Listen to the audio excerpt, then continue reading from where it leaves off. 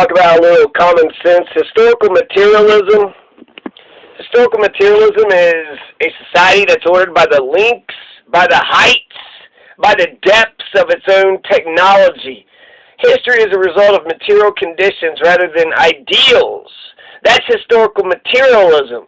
It's not that we're great, manifest destiny, or that, our grit and pioneer spirit, and it has nothing to do with the ideals. It has to do with matter. Matter, solid, liquid, and gas. It's a fundamental substance of nature, therefore it's the driving force in all world history. The conditions of any and all movements result from the premises now in existence. No shit, Sherlock. So historical materialism is a society ordered by the heights and depths and lengths of its own technology. Why would anybody interpret the world anywhere, any kind of, difference in historical materialism, dialectical materialism? That is just obviously common sense. It's just clearly correct. So the causes of the Great Depression, they're all over the place. Some people say that they contracted the money, but then there was an artificial boom in the 1920s. So it's, some people say some stuff, some people say other.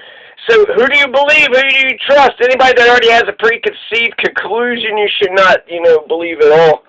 So let's just go over a couple of them, skim over them, and then I'll talk about, them in detail. So the causes of the Great Depression, the second Great Depression, actually, the first one was 1873.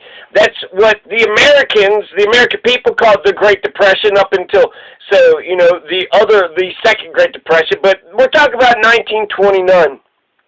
So the trigger, what started the 1929 Great Depression was a recession that hit in August, which was 2 months prior to the October 1929 stock market crash, which usually gets the blame, but the recession had hit 2 months prior, stock market crash exacerbated it. Then the Fed, the Federal Reserve, we had the dollar around, we had these Federal Reserve notes. The whole point of the Fed was to stop, depressions and bank runs. But they contracted the money supply instead of expanding it. So tightened monetary policies hurt. This is according to Ben Bernanke. Ben Bernanke, right? This is the federal chair of years past. He said the mistakes of the Federal Reserve during the Great Depression, 1929 Great Depression 2.0, the federal funds rate was raised spring 1928. They kept raising it even through the recession that had started August 1929. The Fed raised interest rates again to preserve the dollar, but that restriction of the money supply caused bankruptcies. Investors pulled the money out of the banks. Bank runs, further decreasing the money supply, hurting the overall economy. So the Fed contracted the monetary policy instead of, doing quantitative easing and just printing up money for anybody and everybody. Who all wants some free money? You want free money here, free money there, free money everywhere. There was a lot of income inequality. 12 million families were living on $1,500 per year, but the standard of living was $2,000 per year, so therefore they couldn't even make ends meet. So income inequality exacerbated the banking panics and the banking runs, the monetary contraction. Now, this is, Milton Friedman's theory is we're supposed to have just monetarism, a steady, small expansion of money supply. That's the preferred policy. To, keep up with the damaged dollars and irretrievably lost dollars and the population and economic growth. So steady, small expansion of the money supply, just a drip, drip, drip, tiny, steady, small expansion, just a dribble, of increase, just a tiny bit, keep, produce the same every year, but just a little bit more every year. So he hated, the Federal Reserve, Milton Friedman did, but since it existed, then a central bank policy aimed at keeping the growth of the money supply at a rate commensurate with the growth in productivity and demand for goods. Again, this is common sense. This is common sense. So that's, typically not in a depression, not in a crisis. Monetarism is good, solid strategy, especially if you're an inflation hawk. So you have, the recession starts the Great Depression, and then the stock market crashes. So a depression is just, a recession that lasts for a year or two. And a recession is just a downturn in the economy for a business cycle or two. So for 3 months, 6 months, anything past 6 months, definitely past a year, that's a depression. So this is going to be, a Great Depression. It's going to last for 11, 12 years, from 1929 to 1941 to the beginning of World War II. And people say that both World War II and the New Deal is what solved the Great Depression, and both of that's correct. They actually only spent like $3 billion on the New Deal, and then when it came to the war, they spent like, 20, 30, 50, $60 billion. So if we spent the amount of money on ourselves, the domestic policy, as we did in World War II, then the New Deal would have kicked the Great Depression's ass. It would have kicked its ass. So the combination of democratic socialism and World War II. So, if America, the only thing we got to do to get our, lockdown coronavirus economy back on track, we just need a couple of Hitlers, to pop up all over the place, and then use our military for the war effort to whack-a-mole all these Hitlers that pop up. But if we don't have a Hitler that pops up, then we're going to have to focus on the democratic socialism, the FDIC, the insurance on demand deposits up to $100,000, that, kind of shit that FDR, Franklin Delano Roosevelt, the shit he came up with. There's a disruption in production. GDP is going to fall by half. So GDP, we need a high GDP. People need to participate, and we need to produce for whatever reason. There's lots of, unregulated banking practices. There was automation, so less jobs, unemployment. This industrial revolution, so you're getting more, more mechanical and more, robots and steel, all these other things. So basically automation is, good and bad. It's good that you don't have to, use somebody as a robot instead, but they lose their jobs. So automation was one cause of unemployment. Well, I said I was going to read over them all. Yeah, let's read over them all. So let's start from the bottom here. So keeping the discount rates lower, the artificial boom, overuse of credit. Herbert Hoover, his policies and philosophy, he really fucked shit up, didn't he? The overproduction of durable goods.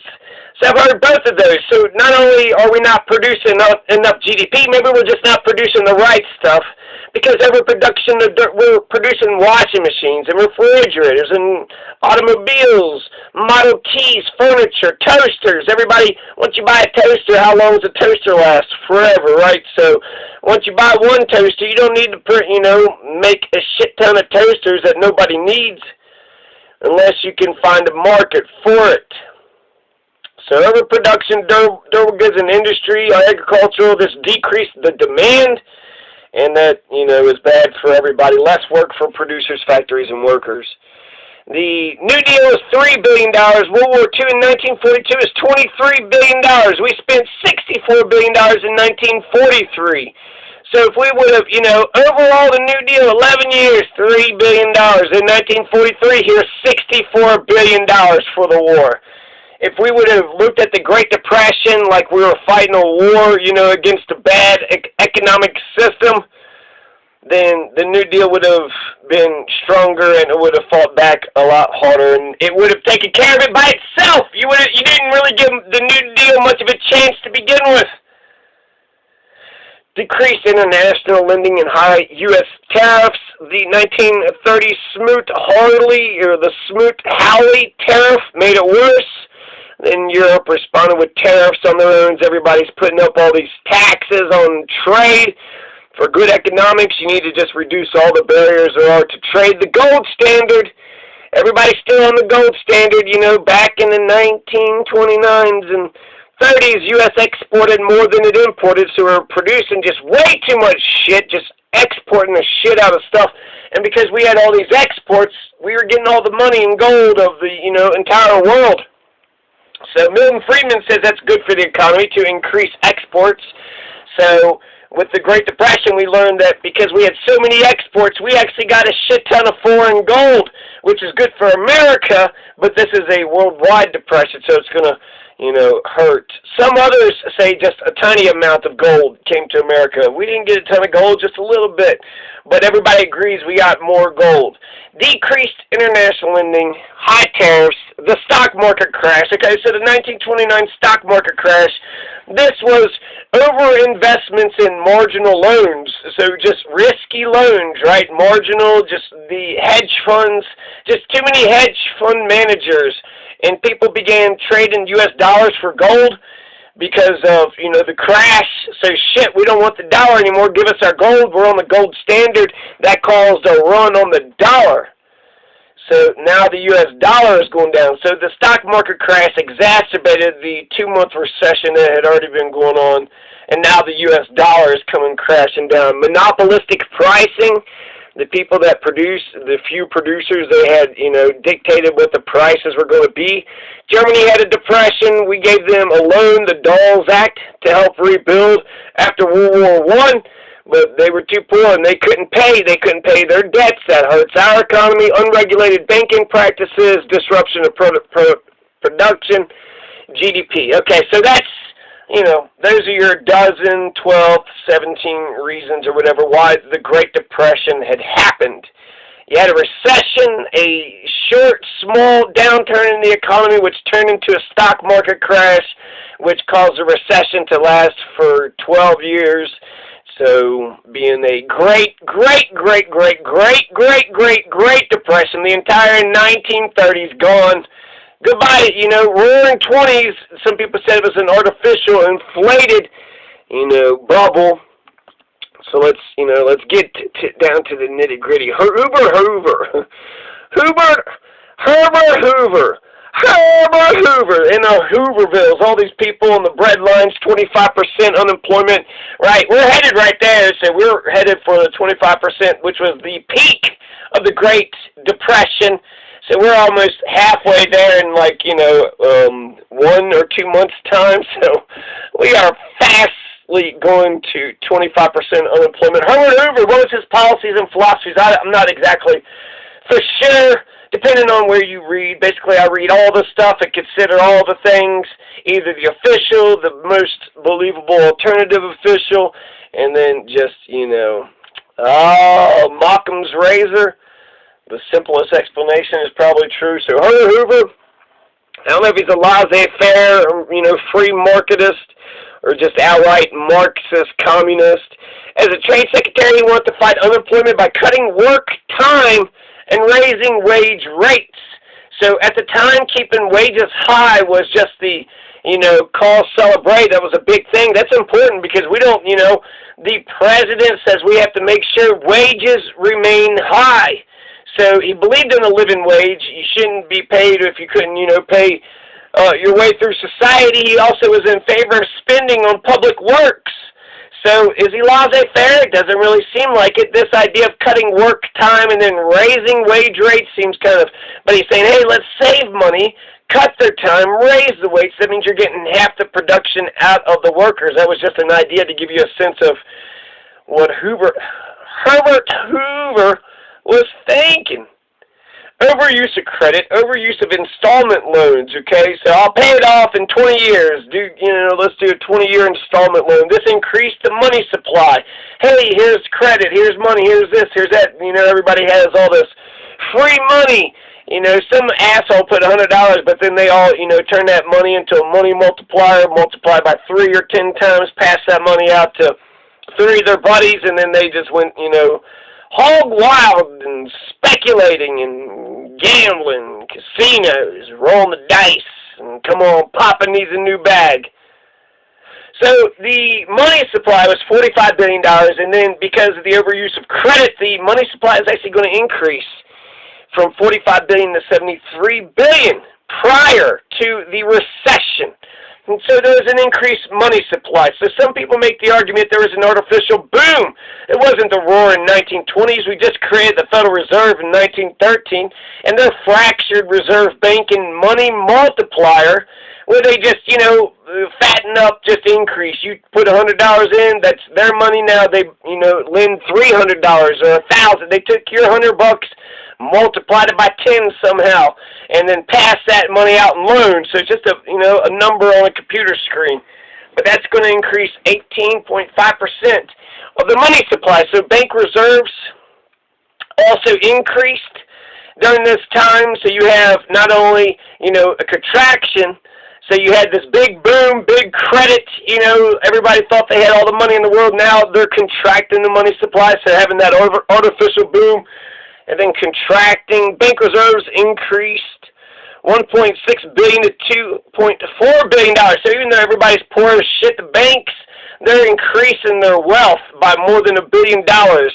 So, just like today's banks, instead of lending the money out, they're just going to sit on the money that they get or use the money to buy other companies, but not lend the money out and do what banks are supposed to do and help, Americans get cars and houses and whatever. We need low discount rates. So both Warren G. Harding, Calvin Coolidge, these are Great Depression presidents. They believed in low discount rates.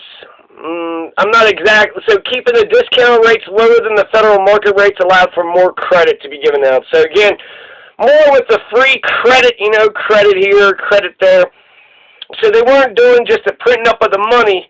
They were actually doing the opposite, raising interest rates, which is contracting the, money supply. But a lot of things are going on, right? They're overproducing these durable goods. And they have, there's New Deal policies, there's international lending problems, high U.S. tariffs, the gold standard. The U.S. exported more than it imported. We were getting all the gold, which hurt the rest of the world. But when the stock market crashed, everybody wanted to get, turn their U.S. dollar, their Federal Reserve notes into gold, which then caused a run on the dollar. So the gold standard actually went against the dollar and started, causing the dollar to crash. Monopolistic pricing, the producers just charging way too much for everything. Unregulated banking practices, the goddamn banks got to do whatever the fuck they want to do. Automation played a part in it, but then there was disruption of production. For whatever reasons, we as Americans weren't producing as much as we had been producing, so maybe that overproduction of durable goods, we're just focusing on whatever it is. The GDP fell by half. Maybe it's all this money games and the panic and shit, but we're not producing as much as we should. So we should keep on producing, right? That's the whole idea of economics. Get a high-fat GDP that raises everything, prices, wages, and everything. Just make sure you produce lots of shit. What, you got too many washing machines and refrigerators, cars, furniture, and toasters? There's people in the world that needs all those things. Get those things on a goddamn boat and start producing some more shit that Americans need. They got all that stuff, okay, then let's produce some shit that brand new stuff. But tell me that there's no markets for those things. Of course there's markets. So, yeah, raise the GDP. We weren't, as Americans, the disruption of production was a bad, you could be productive without being a worker in a factory. You could just produce, make YouTube videos or raise, green beans. You can always produce on your own. So, money contraction, income inequality, a lot of reasons, many reasons, a ton of reasons why the Great Depression had happened. And the New Deal, I guess the FDIC, so the bank now, you got deposits, you got insurance, and so now it's all gravy. Now the dollar is strong, it's stable, it's just as good as gold, and nobody's worried about shit. There's no panicking, there's no panicking. There's not a recession or a depression, on its way or already here on the horizon. It's not coming at all. Just don't, keep your money in the banks, don't pull the money out of stocks and bonds and shove them under your mattresses, and don't just start stocking up on food, water, and clothing, and just the bare essentials, to make sure that you can survive a 12-year Great Depression. Don't go off and do some shit like that, okay? Just don't panic. We don't have panics anymore, okay? We don't panic when there's a depression or recession. We used to panic in the 1800s. We don't panic in the postmodern era, okay? recession, depression, we take it all cool and confident. We don't fucking freak out, okay? So nobody freak the fuck out. Nobody panic. Did Germany ever pay us off for, building fucking World War I? Gave them goddamn loans, protected. Why did we even let Germany as a country, exist? 1871, turn right around, they're, taking over the goddamn world within, fucking 40 years? But they started universal health care, and everybody that they invaded, they spread their universe, like the Napoleonic Code, right? Napoleon's a terrible imperialistic emperor, but because he was actually progressive than most of his, nations that he conquered, he brought fucking modernity, to those countries. So, fucking Hitler, Germany was, way past most of all the nations of the world when it came to Social Security, old age pension, when it came to unemployment insurance, when it came to universal health care, just a ton of shit. Otto von Bismarck wanted to stop communism.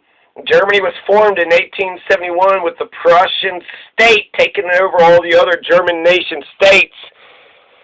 So the Prussians are the Nazis before the Nazis. Why did we save the fucking, Nazis? Why did we save that nation? We should have just divided it up amongst the Allies, split it up in 4 equal parts or some shit. But whatever, Germany's doing fine today. They don't have a military, so okay, I guess, in today's standard. But that Dawes Act, that's going to bite us in the ass, okay? We gave a loan to Germany to rebuild, and now they're in a depression. Hitler's going to come up, and now we're paying off this war. And we're probably going to pretend we never even loaned them any money, for the Dawes Act. So that was a dumb, they sit there and say, Seward's folly for buying Alaska. That's a good idea. We should have bought Alaska, not just for the land and the oil, but for the military territorial protection from the other continent. Russia used to be on this continent. Now they're not. Seward's folly. Jesus Christ, the only decent thing Andrew Johnson did, fucking Seward, people making me defend goddamn Seward, Of course it's a good idea to buy Alaska. You know it's a bad idea? To get post-World War I Germany alone through the Dawes Act.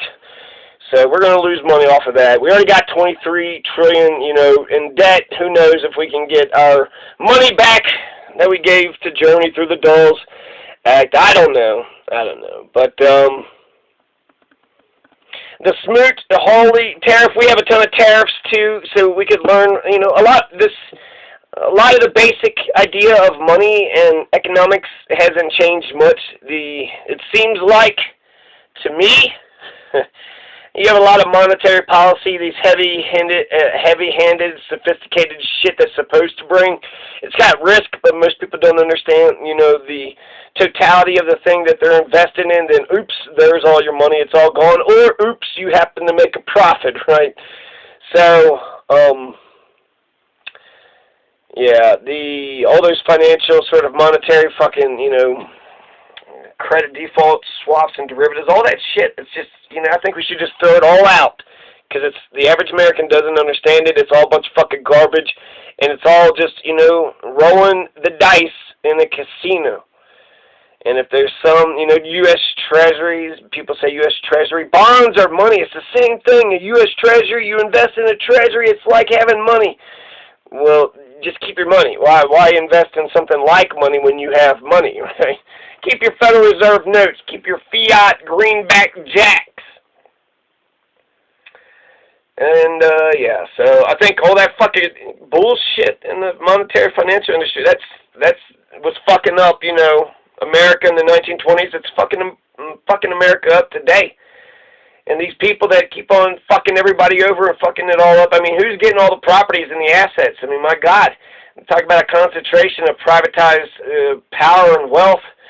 And it's foreign governments, too. So they're taking, foreign governments are taking our lands and taking our properties and assets and shit. It's like, what the fuck? Anyways, 1231, John Masters out of Louvetti, Colorado, April 20th, 2020. It's 4/20/2020, Monday.